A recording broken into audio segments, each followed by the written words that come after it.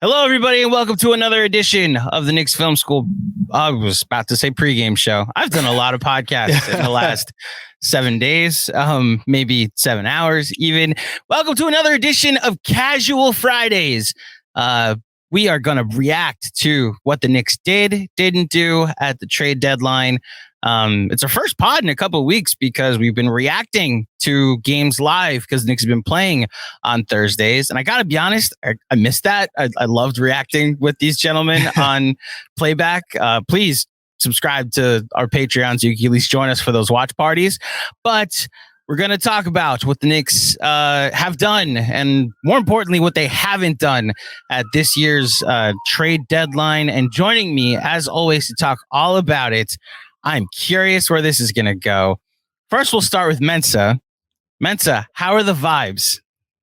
I just want to say good morning, good afternoon, good evening, good day to everybody but RJ Barrett's haters, most of which exist on Knicks Twitter. To those people, I hope that when you go to the deli this morning or whenever you next go to the deli and you order a bacon, egg, and cheese, that the man who prepares or woman who prepares your bacon, egg, and cheese forgets to put salt or ketchup or whatever it is you like. I hope you don't get that. I hope you have a very miserable experience the next time you order breakfast. Because talk to the Mensa has once again beat the allegations of being traded more than anything else. Okay. For those of you who think that not even RJ Barrett. For those of you that think that $240 million worth of Zach Lavine is worth our time, you belong on cross-tween Twitter. You don't belong on Knicks Twitter. You don't belong in any positive discourse around this team because you've let us all know that you, my friend, don't know ball. So I just wanted to get that out of the way.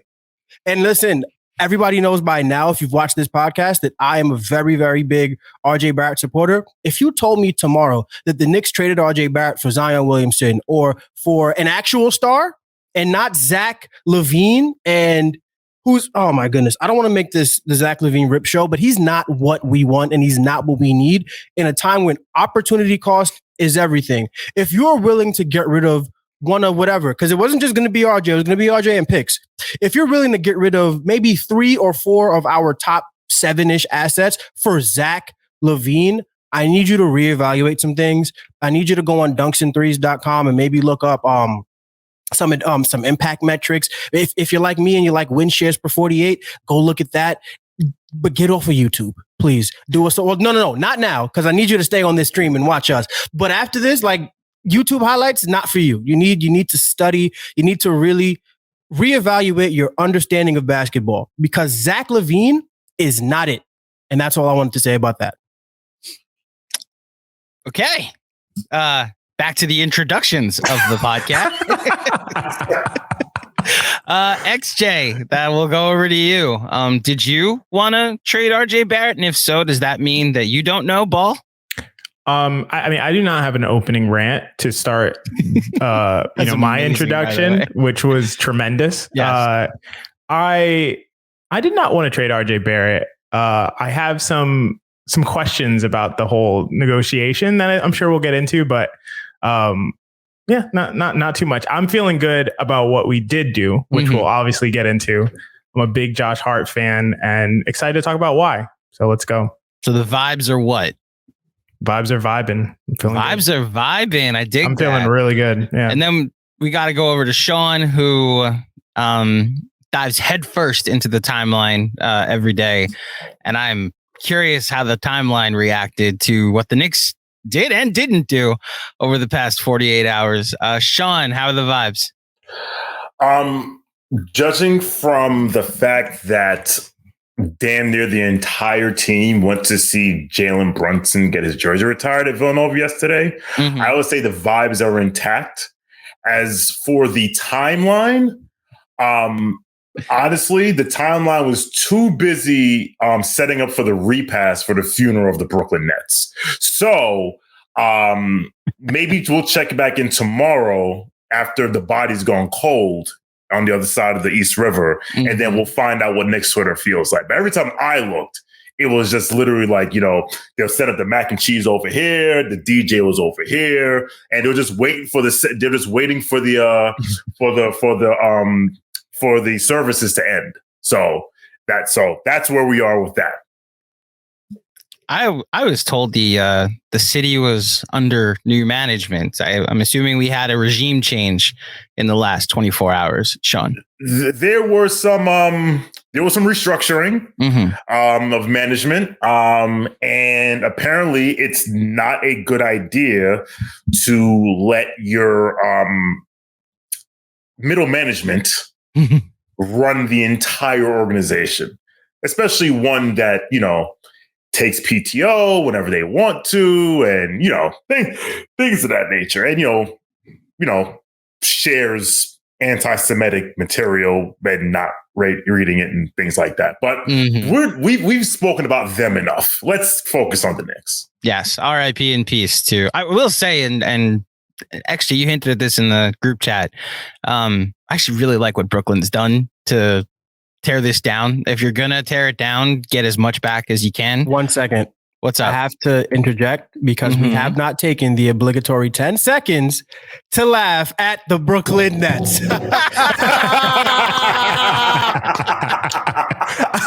It's not just me anymore. Thank you, guys. I want to be in this clip. So There you go. Oh my goodness. Clip that, people on Twitter. Okay. I will say I do like what they've done to. There's a very fun, no chance of winning anything significant, but still enjoyable to watch team over in Brooklyn now, and I think that's like the role for them. Like, their fans will be passionate about that team, and the league won't care about them. That is totally fine. Embrace the mid. Mm-hmm. And it's going to be cute watching when they're plucky and feisty, and then everyone starts, hey, look what Brooklyn has done. For the second time, they've been able to rebuild after shooting themselves in the... Anyway, we've talked enough about them. Let's go. Let's talk about the Knicks. Let's talk about the Knicks. We kind of hinted at what they didn't do around, I want to say around noon on Thursday, trade deadline day, was the first report that I saw that the Knicks are talking to the Chicago Bulls, potentially in a Zach Lavine blockbuster deal.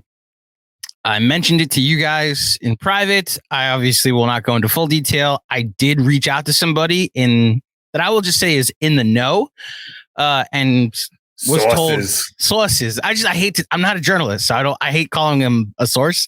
I just will say, like, this person would know, and I was told it's absolutely possible that this happens, that this is being talked about. They are progressing towards something. It is in play. It will happen. And it kind of threw my day for a loop because we were going live at 2:00, and it's like, all right, I guess I got to stop everything to make some Zach Lavine cover art. Having said that, the Knicks did not trade for Zach Lavine. The rumored packages out of Chicago, there was one that I saw that was centered around RJ Barrett, which we talked about the poison pill so much that I think we all, at least how I received it, was like, just give up trading RJ Barrett if you're trying to, because the poison pill complicates things so much into the offseason. A salary like Zach Lavine would make it a lot easier, though, if that was the direction the Knicks wanted to go. And Jeremy and John clarified as much on our live stream. And then the Knicks didn't. There was another report out there that said that there was a Quentin Grimes. I almost threw my phone when I saw this. A Quentin Grimes, Obi Toppin, and then Rose and Fournier plus, I think, 2 to 3 picks was the thing. I'm glad none of this happened, and I'm curious where it came from, but I'm glad none of this happened. With it not happening, XJ, when you saw the report that this might happen, what was your thought and what was your reaction? My thought was, let's take a second, guys. Let's really think about this, right? Mm-hmm. So I know where this is going to go with not just my co-panelists, but with all of Knicks Twitter, all of Knicks fans across the world. But I just want to take a step back. Okay, the package that you just talked about, Quentin Grimes, Obi Toppin, the salary fillers, a bunch of picks, that sounds crazy. Like, yeah, if I saw that, it would be a real problem. I would have came on here like Mensa in my opening. I wouldn't have gotten to introducing myself at all. But let me preface by saying I'm a buy low guy. I'm a value guy. I buy my winter clothes, at the end of winter kind of guy. Like I'm going for the discount. So I would have been not happy with, but like reasonably understanding of a Lavine deal that was like basically a straight swap for RJ. Not saying I would have loved it. Not saying I would have thought it was a good deal. I would have thought that's a reasonable yet risky move, right? Like, so Lavine is signed through age 31, which is the point when players who rely on their physical gifts really start to go downhill, like 31, 32. Both he and RJ have 4 additional years on their contracts. Lavine would make, I looked it up right before we came on, 13 million more, 14 million more, 15 million more, and 19 million more across those 4 years than RJ. Now, I believe that 80% of peak Zach Lavine is better than RJ, and better than RJ will ever be. This is just my genuine belief. Mm-hmm. I think that it's really hard, it's really easy to forget how good peak Zach Lavine was offensively. He was a premier offensive player in the NBA. His peak season, I want to say, is like roughly the same offensive equivalent to like SGA's year this year, or Donovan Mitchell's years this year. Like that was peak Zach Lavine. Like imagine getting like the offensive production from an SGA. Like that was who he is. I don't think he's going to ever be that again, to be clear. But 80% of that, can he be that? Can he be that for 4 years until he's 31 and hits the end of his physical prime? Maybe, maybe not. That's the risk. Would I be willing to take that gamble if it was up to me? No. Would I say it's crazy? It's insane to do that? That's unbelievable, preposterous? No, I wouldn't say any of those things. I would say, hey, that's a tough risk. Not sure about that. Hopefully it works out. I would not be storming the garden. I would not be coming with the pitchforks. I would understand. Now, if you're throwing in assets, if you're throwing in unprotected picks, yeah, that's too much. Let me get out of here. I'm off that. So for me, I was like, let me take a step back. Let me understand what the deal actually is going to look like if they do one. And I could have seen one that I would have respected as okay. That was my perspective. Sean, what about you? Was there a version of this deal that you would have thought is okay? And then does that also match how you felt when you saw the reports out of Chicago today?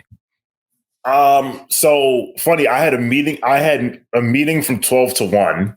And after my meeting, I looked at my phone and then I was in chat and I saw when the Zach Lavine rumor started being thrown around. And I was like, okay. And then I had meetings at 2 to 3:15-ish. And I said, if I go into this meeting at 2 and if I go in these meetings and I come out and Zach Lavine is a Knick, I'm going to be beside myself with anger.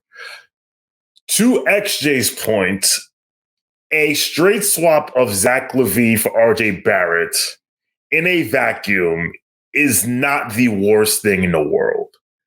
However, 1, we don't live in a vacuum. And 2, if the Bulls called me and said, you want Zach Lavine? All we need is RJ Barrett, I'd be like, I smell a rat. So any deal so basically I say that to say any deal that would have involved us getting Zach Lavine wouldn't have been a straight swap. It would have been some semblance of some collection of players and draft capital. My thing about Lavine is that Lavine is a player who relies on his athleticism, who has a torn ACL in his left knee, and they had arthroscopic surgery on that same knee in May. And then at the beginning of the season was doing load management. And I think it was Dave McMenamin who said no, it wasn't Dave McMenamin. It was, I think it was Benji. Oh. And Benji was like, you don't do load management at game 1. So that's so for me, everything XJ said is yes, 80% of Zach Lavine's peak is probably better than RJ Barrett. That's not a crazy statement. The problem is with his knee, 2 years from now, he might be the worst contract in the league. So for me, it's I would rather take my chance with the 22-year-old kid with his warts and his issues than this guy where, again, his like someone who relies on his athleticism that's already had multiple surgeries on the same knee. I would have been very upset. And again, if they had the trade that got thrown out there, which is 3 firsts and all those players, like to me, that's an all-in move for lack of like, maybe it's not totally all in, but it's like 80% all in. It's like, wait a minute, you saved everything up for that? I would have been apple collected. It's enough all in, that even if it's not Donovan Mitchell and what that would have cost. Like we didn't see the Cavs make a move today because they cannot, like the all in move version of that would have at least it's all in enough that it would have handcuffed them to a point for the next move. Mensa, is the pushback to so is it a full pushback to Zach Lavine? Like there's no scenario if it's RJ for Zach Lavine that you would do, or like what do you think of the take that 80% of Zach Lavine could be looked at as better than RJ Barrett? Okay, so I'm going to go about this without addressing the cross-tween haters or the cross-tween lovers and the RJ Barrett haters by talking about what peak Zach Lavine looked like. So that's his age 25 season, which was the 2020 and 2021 season. XJ, am I right for saying that that's peak Zach Lavine? Yeah, I would totally agree that was him. Okay, so peak Zach Lavine on offense had 634 TS on, and I know you're not a big usage guy, but a 31% usage. So basically he was shooting the ball a ton, making a lot per 36. That's a guy who averaged 28 points, 5 assists, 5 rebounds a game, was shooting 57% from 2, 41% from 3. I think it's very easy to agree that guy is better than RJ Barrett may ever be. That's maybe like a 2 or 1%, like 99% like percentile outcome for RJ Barrett. So to say that guy is better than RJ, you get no arguments from me. However, that guy's not coming back. I'm sorry. He's just 80% of him. I don't think, you can argue that 80% of that guy is here now, but like Sean said, 2 knee surgeries. And the big thing for me is that salary, because how many teams can have a guy who's making 37 million, 40 million, 43 million, 45, close to 46 million in 26, and then another like $49 million in 26, 27, and have 2 guys better than him at that salary? That's the problem. The problem is his salary hamstrings you. It's the same thing we saw. Like, how can we be a team that in 2010 signed Amari Stoudemire, who had bad knees, get a season and a half of good basketball, half a season to a full season of good basketball from him, and then have him fall completely off a cliff and then go after a guy like Zach Lavine? It just doesn't make sense to me. Like, and then on top of that, if you've ever seen a guy with how many guys with bad knees have you seen as they get older become better defenders? Because Zach Lavine isn't exactly a good defender. And if you thought RJ was bad at defense, wait till you see 29-year-old Zach Lavine on his 3rd knee surgery. It doesn't make sense. And then to me, that is the all-in move, not because of the assets it's going to cost you, but because at the end of the day, this is a salary cap league. And once you have somebody making that much money, what are you going to do? Like, how do you get 2 guys better than him in the building after you gave up assets? It's just there's no price I would pay to have Zach Lavine on my basketball team just because I don't think he's good enough for the salary that he commands, and he will never be good enough for that opportunity cost and that value. So that's why I'm fully against it. Look, if you want to tell me that Zach Lavine is a better basketball player than RJ Barrett, you will get no arguments from me, like none whatsoever. It's not about that though. It's about the assets it's going to cost you. And then it's about the amount of the percentage of the salary cap that he's going to take up, which hamstrings you. And it's just something like, we know they're not going to trade Jalen Brunson. Julius Randle might be an institution at this point. So like, there's nothing we can do. I would not make that move. I think you save that salary slot, for a guy who is absolutely worth it. And if you even have doubts that he's worth it, then you don't go for it. The Knicks are not in a position where they have to be impatient. They can wait. They can take their time. And jumping in on Zach Lavine is like, bro, I don't want to be the Wizards of yesteryear. I don't want that at all for my team. So that's why I'm completely against the idea of Zach Lavine. It less to do with the production, less to do with the swap, but for me, everything to do with the salary slot. So I don't have much to add to all of this. I think you guys covered literally every aspect of it. It's less about a straight swap Lavine versus RJ, because if that was like if they both made the same contract and you're just taking that out of it, if you're just saying for one game, even for like this season, I think there's a world I can get behind it. There's so much added to it. Like XJ, I'm hearing you about 80% of the peak version of Zach Lavine is better than RJ.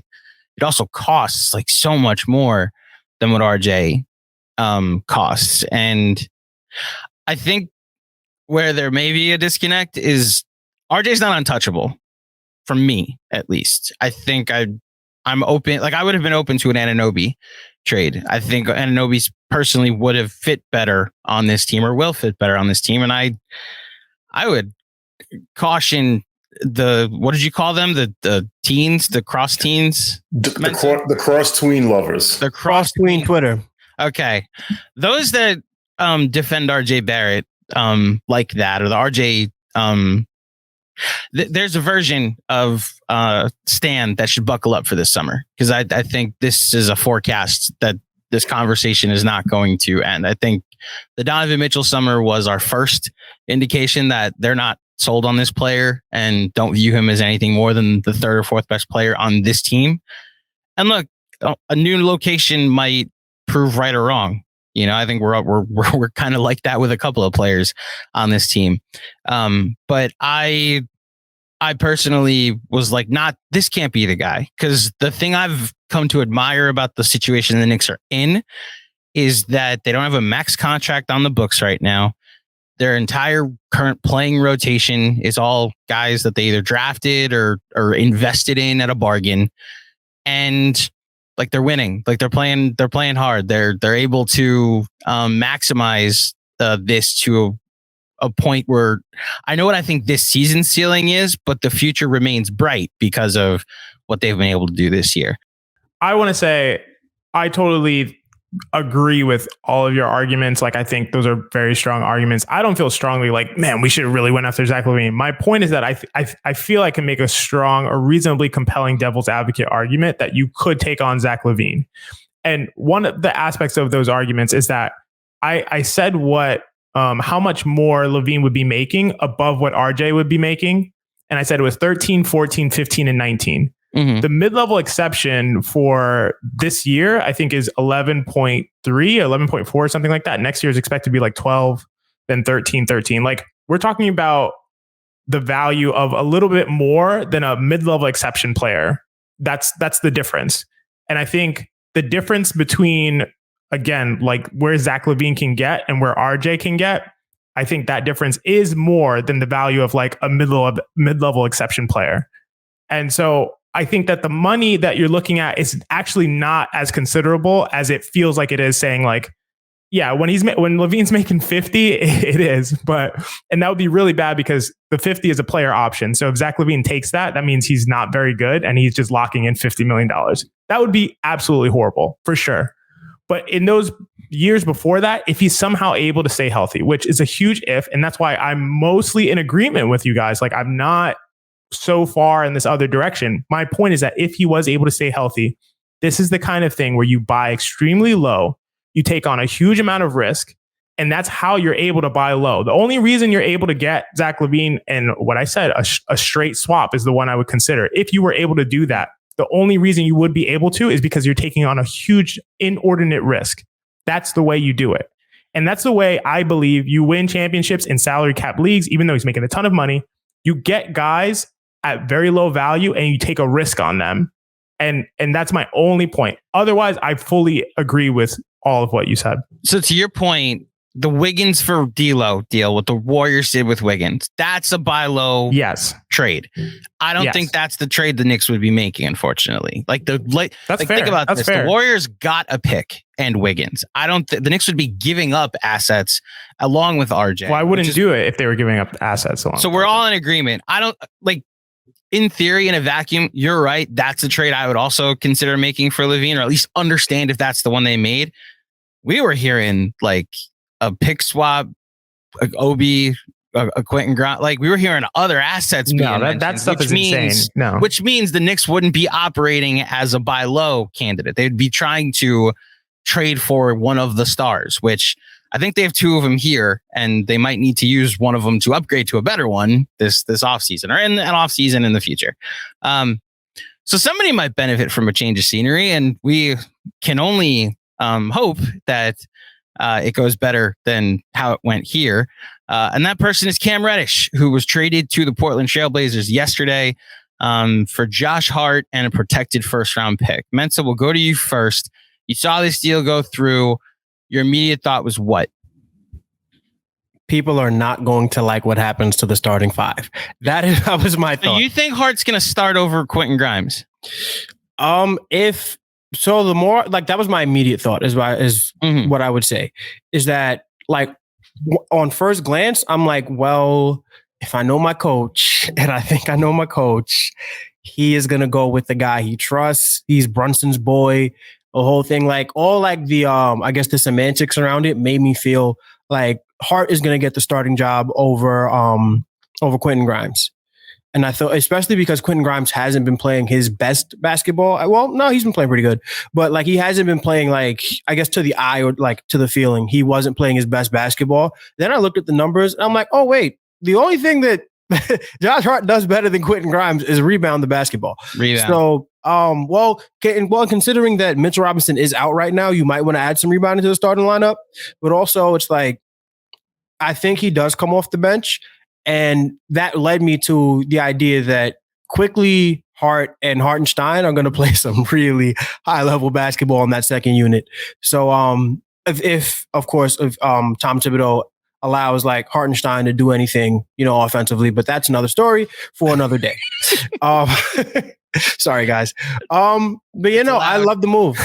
I love the move. I think that you're adding a good basketball player to a rotation that needs more good basketball players, especially when me personally, I'm smelling blood in the water. I think that Brooklyn is going to be coming back down to the pack. I think that Miami is getting ready to add a guy that I love on every team but mine, which is going to, bring them even further below us because right now we're neck and neck with Miami.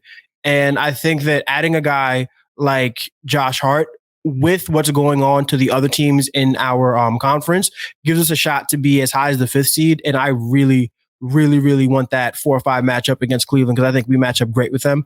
But again, another story for another day. But I think it adds wins to what should be a really compelling playoff push for a couple teams in the Eastern Conference. So I know you corrected or at least adjusted what you were saying, that your initial thought was that Hart would start over Grimes. I think it's not so much a pushback. My immediate thought wasn't even that he would start over Grimes. It's that the reason that Tibbs was so hesitant to take Evan out of the starting 5 was because he made it clear he needs shooting. And what does Josh Hart not do well? Shoot. One of the criticisms of Obi is how poor of a rebounder he can be at times. And if you put Josh Hart next to him, that kind of solves that problem. Obi can maybe be more of a floor spacer and be used a little differently than just your traditional like rebounder in that sense. Although one has more of the offensive side than the defensive side. I digress. The lack of rebounding Tibbs might think he gets from Obi, he'll now be able to make up some of it with Josh Hart, which is why I think, like you said, this is a perfect addition to the second unit. Sean, we'll go to you. What was your reaction when you saw it? My reaction was, and I tweeted it, that I am slowly coming to grips that the days of number 9 in New York may be numbered.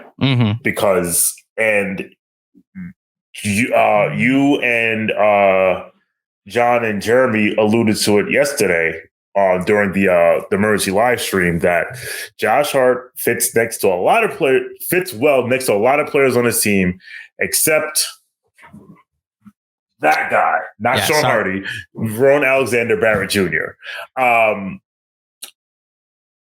I think I would have liked to see harsher, better protections on the pick, like maybe like top 19, top 20. Because like I wonder where you got those protections from, Sean. I wonder where you got those protections from. Was it Mensa? No.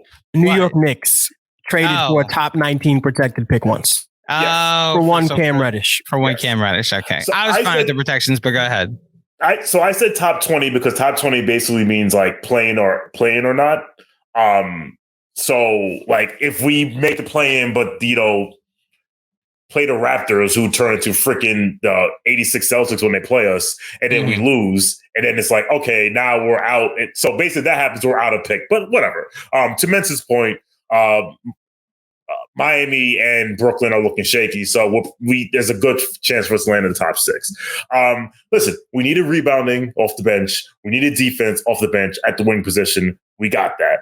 Like I said, it's a slight overpay, but it's not the worst thing in the world. In this market where you're trading players for 5 second-round picks and stuff like that, it's like, all right, you paid a bit of a premium for a wing defender because most of the league wants wing defenders, right? So, I welcome it. I don't think that I see where Mensa's coming from about Josh Hart starting possibly over Grimes because of who the head coach is. But at the same time, Josh Hart, who is a career 34% three-point shooter, which is league average, is shooting 30% this year. So that would be again, for the guy that kept playing Evan Fournier, I think he values Grimes' shooting. As for the player that was sent out in the deal, look, I don't think he is as great as his Hive thinks he is. I don't think he is this. I don't think that he is I don't think he's destined for Shanghai, in the next month or so. But, I wish him the best. And I would like for that player, I could say his name. I would like for Cam Reddish to maximize his potential and hopefully figure out what needs to figure out.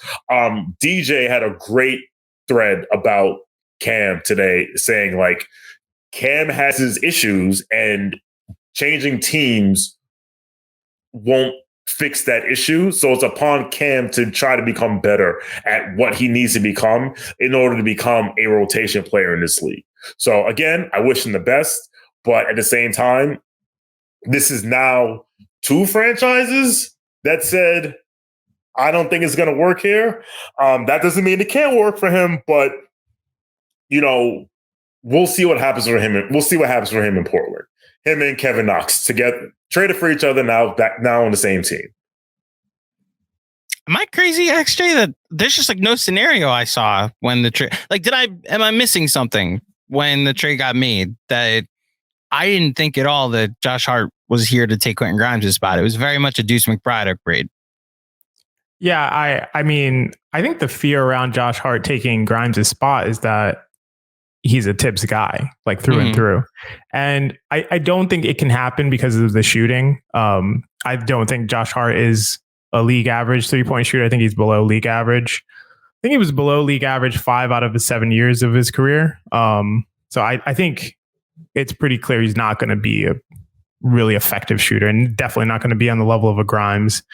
So I think based on having Brunson, RJ, Randall in there, Mitch, and I don't see a way to take Grimes out of the starting lineup.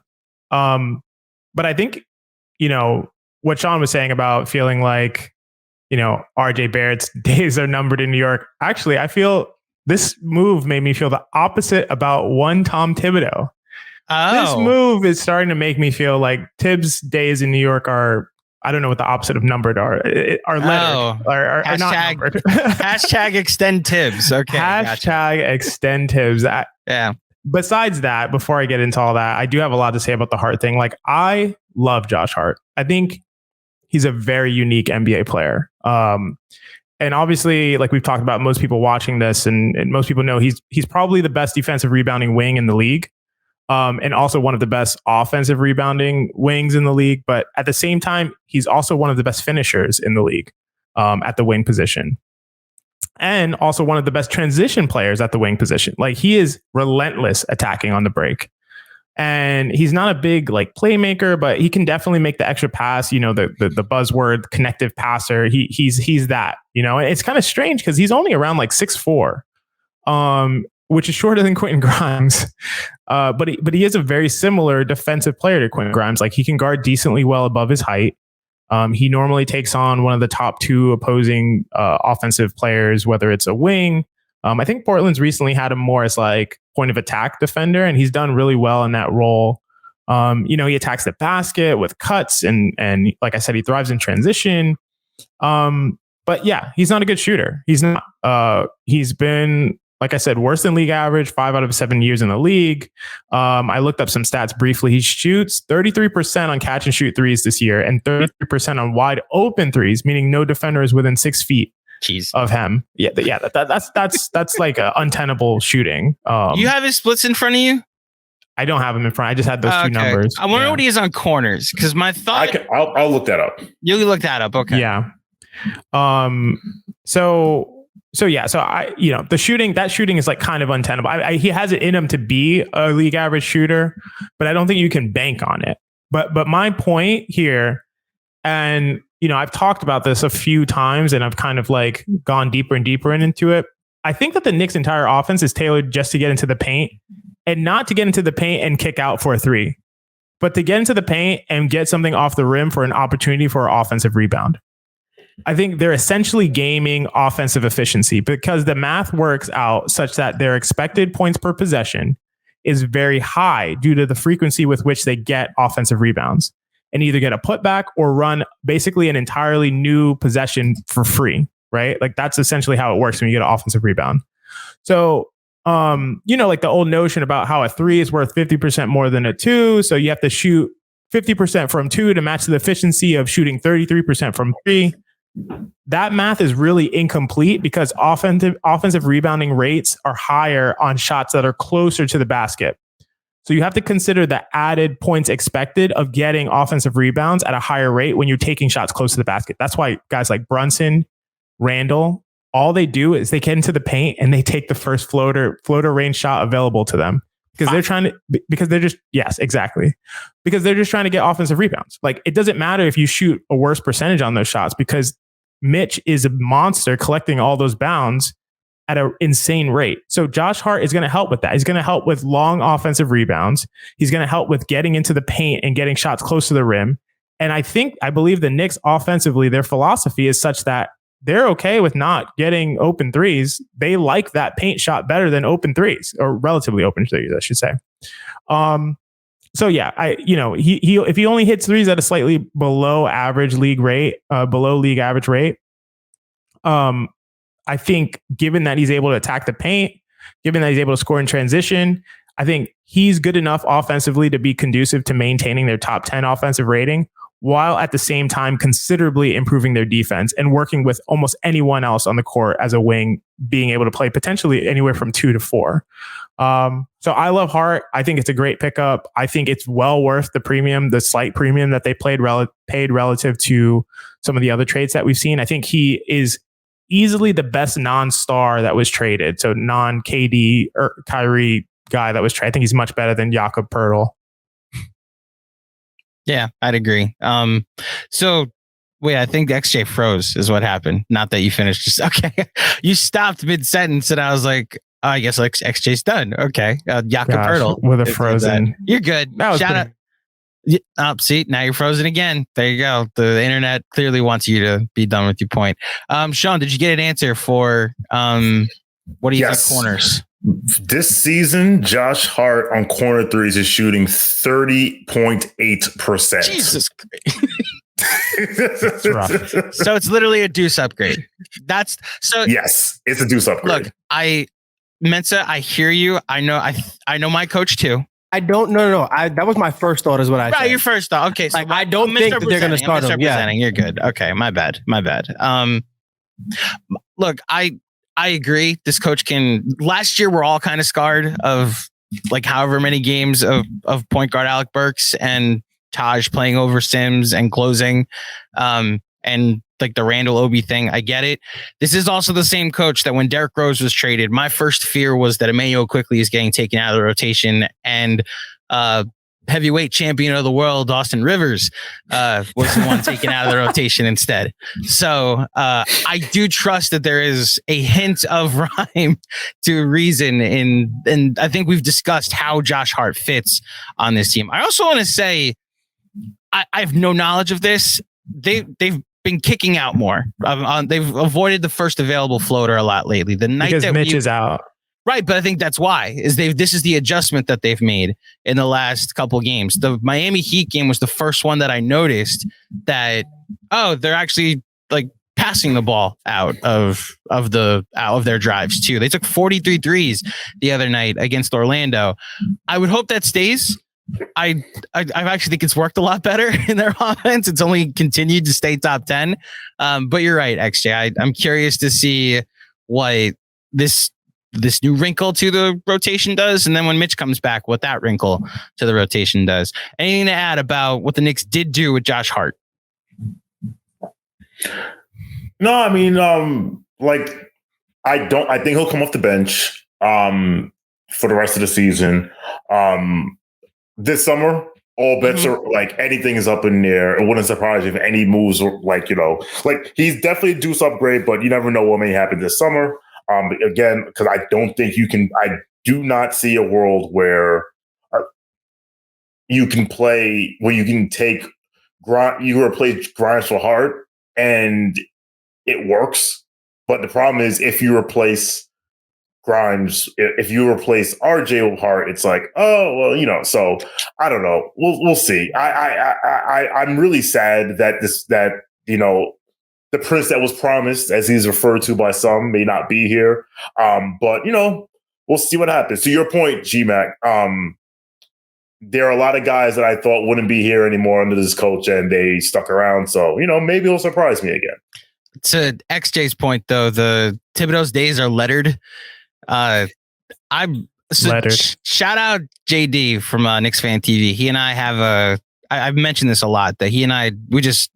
every night after we're both done with said live streams, then we DM each other like how to go on Knicks Fan TV, how to go on Knicks Film School. Like, Macri was going crazy. The calls were going nuts, and we'll give our own takes. And he was saying like, there's no way. Like, do you think Tibbs gets fired? This is one of the most recent losing streaks, and he was like, do you think Tibbs gets fired if they lose in the play-in? I was like, you telling me they sold out MSG and James Dolan got to recoup that and put on a show in a play-in game? He was like, yes. I was like, yeah, he's fine.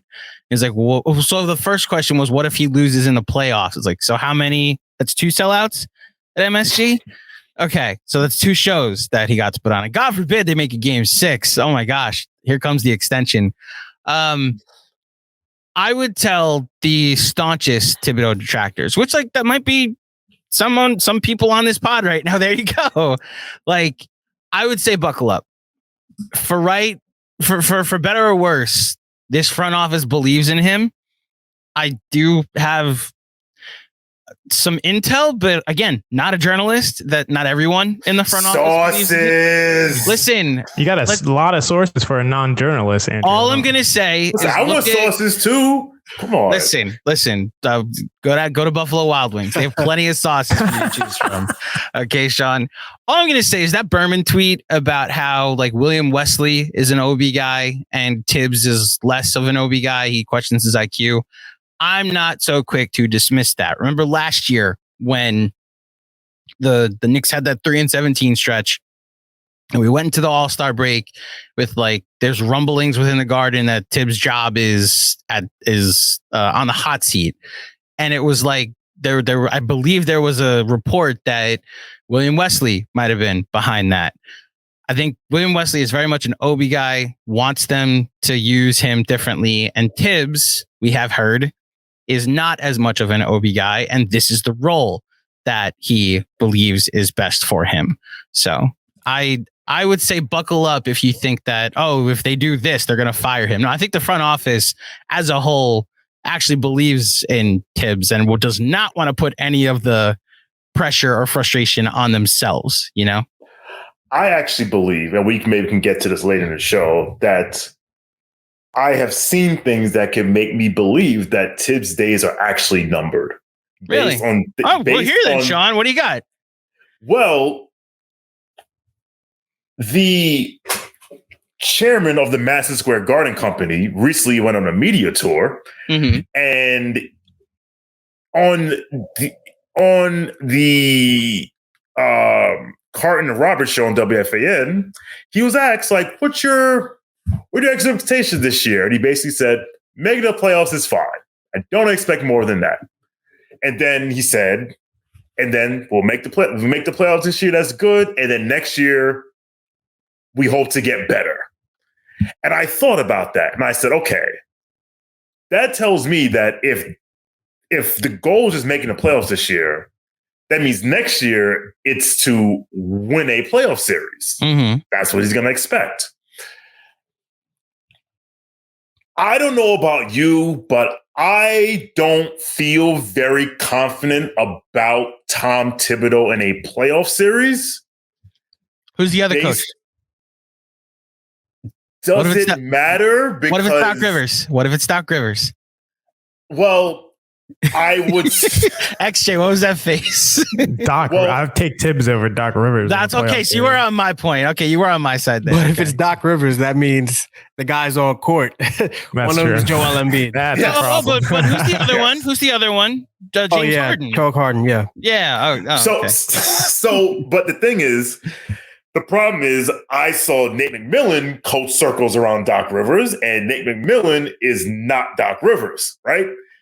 So you mean you saw Nate McMillan coach circles around Tibbs?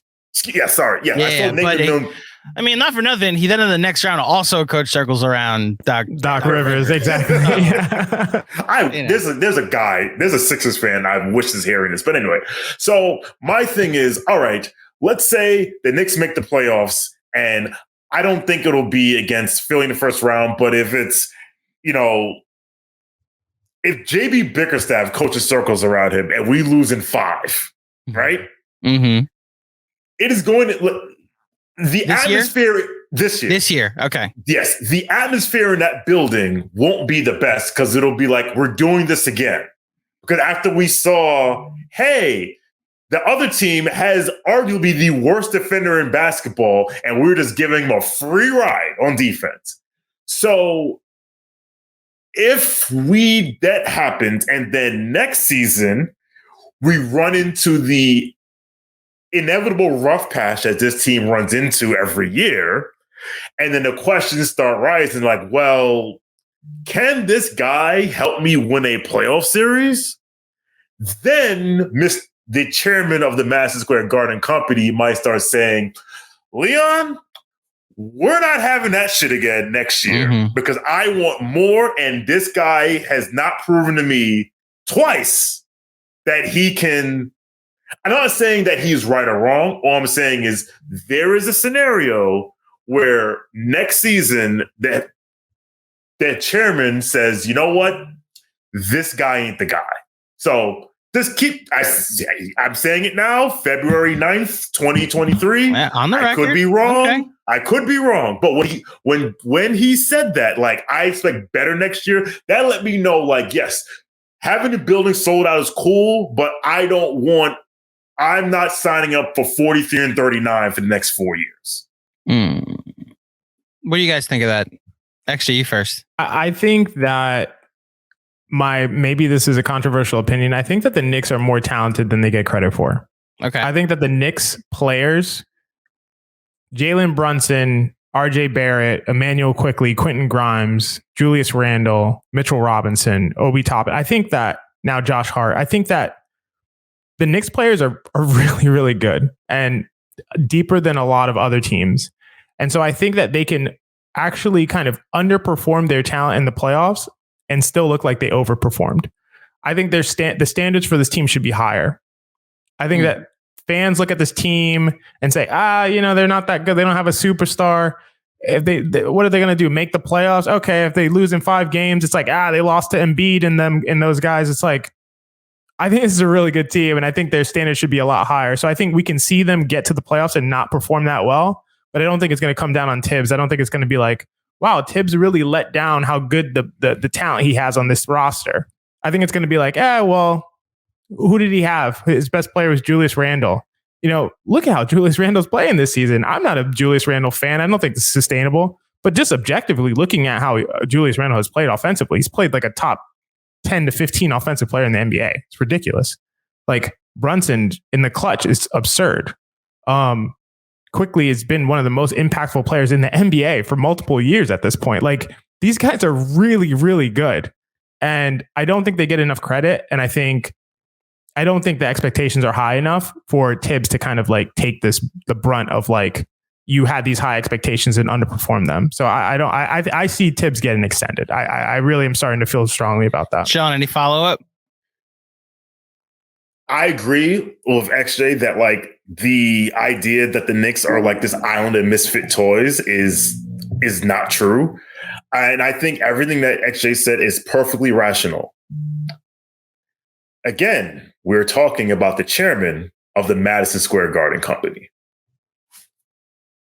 Touche. That's all I'm going to say. And I'm not advocating for him to be fired. All I'm saying is when he said that, I said, look, he expects more. But neither am I. But the line I took from his conversation with Evan is, I think, the one that has been said before. It's the people are having fun at the Garden. Like, that's what he cares about, a show every night. And that I think is the biggest thing that I think has gotten... In the past, when a coach has been fired, I remember fire Fizdale chants. I remember fire D'Antoni chants. I remember fire Woody chants in the Garden. And they happened when the Knicks were getting blown out in the fourth quarter at Madison Square Garden. And Dolan was like, this shit needs to change. And we haven't been able to have that because the Knicks don't get blown out. They play all these close games that if you're going to boo them off the floor, the game just ended in heartbreaking fashion. So you don't get to boo them off the floor. That's the difficult part, is that he's able to competently say, like, we put on a show tonight, even though we lost. And, that might just be enough. It's why I almost empathize with the front office at this point, that like they're forced to put on a show and never lean either full way into development or a tank, while also having to try to get better toward a championship. Mensa, what do you think? I'm in full agreement with XJ that the Knicks are, to me, like significantly better than they are showing. Mm-hmm. And that is because, so again, I always come back to like cross sports references. Early with Robert Saleh, I had the criticism that if your defense is reliant on a great defensive line, maybe you're not that good of a defensive coach.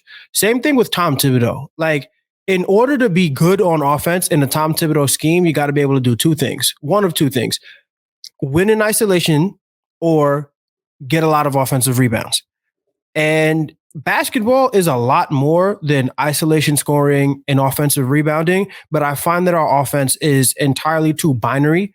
And like, yeah, we get some like off actions and like some options that are built into the plays, but they're not first or second reads. It's more like, again, his philosophy, and I'm not just making this up. His philosophy is the game will tell you what to do and blah, blah, blah, blah, whatever it is. Right. And yeah, that's great. When the game is telling Jalen Brunson what to do, that's excellent. When the game is telling this version of Julius Randle what to do, right? Guys who are having great offensive seasons, but not every basketball player needs that. A guy like RJ Barrett is not the best in isolation. A guy like Obi Toppin thrives in motion offense, right? So it's like, we are not extracting, based on scheme alone, we are not extracting what we can out of these guys offensively. And if we're not doing it for the smallest guys, we're also not doing it for the biggest guys. We're not making, like, Jalen Brunson doesn't get easy baskets. He has to do all of that work by himself. Julius Randle does not get easy baskets. And that is not a sustainable offense. If the offense that the Knicks were running it was like the offense itself created opportunities other than, all right, we're going to get Julius Randle to switch on to Alex Caruso and think that's great.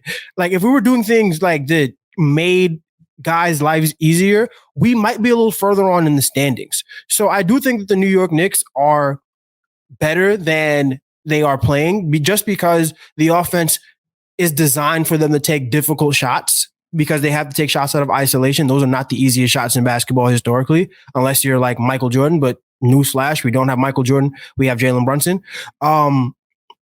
So I do agree with that completely. But when it comes to Tom Thibodeau getting fired, I just don't. I think this team has, and this is somebody who is like not the biggest Tibbs guy and one of the biggest RJ guys. I think this team has chosen who they are hitching their bandwagon to. I think they've made the wrong decision, and I will be very loud about that. When I'm right, they've made the wrong decision. But they're behind Tibbs, they're behind Julius. They're not wrong for being behind Brunson, but they're behind Brunson. And that's just what it's going to be. If they decide that, hey, we're going to trade RJ Barrett and name your other asset for a guy that's going to take RJ Barrett's spot, to me, if they do it prematurely is what I will say. And it feels like they're going to need to do it prematurely because there is that expectation, like Sean is saying, that we may want a little bit more than a feisty little, 6 seed. We may want to be a little better than that. So once those expectations come into the room is when guys start to feel, the seat get warmer and they make desperation trades, which is, and I'll give the Knicks a lot of credit. They have not made that trade yet. They have not made that signing yet. They've taken calculated risks. Some worked, like Quentin Grimes at 25 or signing Julius Randle and trusting that he would get his shit together. Some didn't work, like Kemba Walker and Evan Fournier and Cam Reddish. Like they've made sound decisions all throughout. You can't disagree with, I guess, to me, you can't disagree with the front office's process. Everything they've done so far has made some modicum of sense. But when things get tight, and they make that mistake because they have hitched their wagon to the wrong guys, and they kind of just have to make the mistake because I don't think that a lot of basketball is luck. So I don't think that this offseason presents an opportunity, and I could be wrong, but I don't think this offseason presents an opportunity for the Knicks to get exponentially better. I think the continuous incremental getting better is available because it's available every offseason. You can incrementally get better every year. But if the owner and the front office and the coach are expecting to get exponentially better, I think they're lying to themselves, and it may go south, but to answer the question, I think the team has hitched their bandwagon to Tom Thibodeau for better or for worse. Oh, one more thing I will throw in. So everything that you guys said makes sense. The thing that also I left out is that this front office also, we know that they're looking for the star trade. And if and when that star trade happens, everything I just said just gets sped the hell up because happiness equals reality minus expectations. So once you get the star in, and it's like, wait a minute, I got to do this every night to be 44 and 38. And even if they don't get the star trade, again, once this team gets like last season is looked as like this awful season, even though they were 37 and 45. But why? We went from nothing to the playoffs. Then we got to the playoffs. We lost at 5. It's like, all right, we'll be back next year. And then, so all I'm saying is our expectations are going to grow. And I don't think that this team I don't think that James Dolan thinks that we'll be a conference finalist next season. But when the expectations grow and they're not met, because again, there's going to be that stretch. And you're right. It's not going to be we're losing by 20, but it'll be like, hey, look, we're up 20 again, and then now we're spamming Julius Isles, or the third quarter of doom happened, like what happened against Dallas, and we blew it, right? All I'm saying is when that happens, our expectations get higher, and then the building starts getting toxic, that's when things can start. I'm not saying this is going to happen, but I just remember what he said. His expectations, like I don't think James Dolan would be fine with. I think he wants to win. I think he wants to win a championship. I don't think he'd be fine with being the freaking 90s, early 2000s Atlanta Hawks. I don't think he'd be fine. See, I think that's where we're different. I think he would, because that means the Garden's sold out and they're making the playoffs. Like, it's the one biggest revelation of this season, Sean, is that I've like started to understand our owner and why there's like a scorned version of Knicks fan that was like my age now in the mid 2000s. And they were like, we're lost with this guy. Now, I think he's stopped meddling as much and he has less say so in the day to day that I think is good for this team. But look, my entire thing about his days are lettered is that anybody expecting that this year is the year or like because this is the thing. Every 3-game losing streak, like this is coming off of 2 of the more impressive wins and one of the more impressive 3-week stretches that they've had. And we just spent the last 20 minutes talking about what things that Tibbs does wrong. And the front office is not going to fire him like anytime soon. Is my point. Well, they shouldn't. Like anyone who's saying he should be fired this year is like, no. Like I agree. Hold on, Sean. What about your Seanism? What must be done eventually? Should be done immediately. I would fire him. That's a good one. I would, but I know it's not going to happen this year. So there you go. Okay. I think the front office is like, it doesn't need to be done. He's doing a good job. He is meeting our owners' expectations. Let's go out on Fifth Avenue. Like that is just the reality I've come to grips with. You know, I'm like Mensa, where I'm like, you've hitched your wagon to the wrong guy in the sense that like maybe if your ultimate goal is to win a championship, you pick the wrong person. Now, to your point, listen, I could be wrong. And if James Dolan is fine with 43 and 39 and losing in 5 every year, then hey, but I know this city won't stand for that. Like, you can't do that for 5. You cannot do that for 5 years. But realize what you just said. In 5 years. Yeah, exactly. That's different. If they're still going 43 and 49 in 5 I agree. years, and he was around for 8 years. No, what I mean is, okay, if they're 43 and 39 if next season they go 43 and 39 and they go out in the first round and Tibbs is still the coach, the year after that, it will be, all right, what are we doing? Okay. So I feel like we're in circles now. We are. Realize what I'm saying is that there is a movement in the current fan base watching the current team that Knicks lose 4 in a row. They're going to fire him. Like, it's going to happen. And like, the question that was posed to me, do you think if they lose in the play-in, would they fire him? And I said no. And where I go to this is like, if they make the playoffs this year, if they're the 5 seed and lose a 7-game series to Cleveland, I might even be Tibbs' fault that they lose, but they'd be like, Dolan will look at it like, we got 3 home games. That was entertaining time at MSG. And then next year, if they again go 43 and 39, you're right. That might then be the time where he's like, okay, we may need to reevaluate this. And then the year after, what is that? Year 5 at that point. That's when he Mensa. For those listening, Mensa, what he said, year 5 years? Tom Thibodeau. Oh my goodness, no! Oh Lord, Mensa. I'm saying to you and to everyone else that thinks you're right. Maybe even Sean, like his days are numbered. I would say buckle up. You're right. This guy's going anywhere for a while. If there was a FanDuel prop on Tibbs' extension, I'm taking it at whatever the plus odds are. I'm taking it. The extension doesn't matter to me because Dolan will extend you and then tell you to get like, he doesn't care. Money means nothing to Dolan. Yeah, that's true. He was paying 4 head coaches at once like 2 years ago.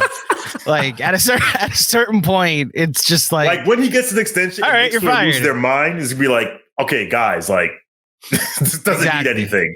I'm not even joking. He was paying Jeff Hornacek, David Fizdale, Mike Miller, and Tom Thibodeau at the same time. Like, money does not matter to one Mr. James Dolan. Okay, this marathon episode of Casual Friday has officially come to an end. My thanks to Sean, to Mensa, to XJ.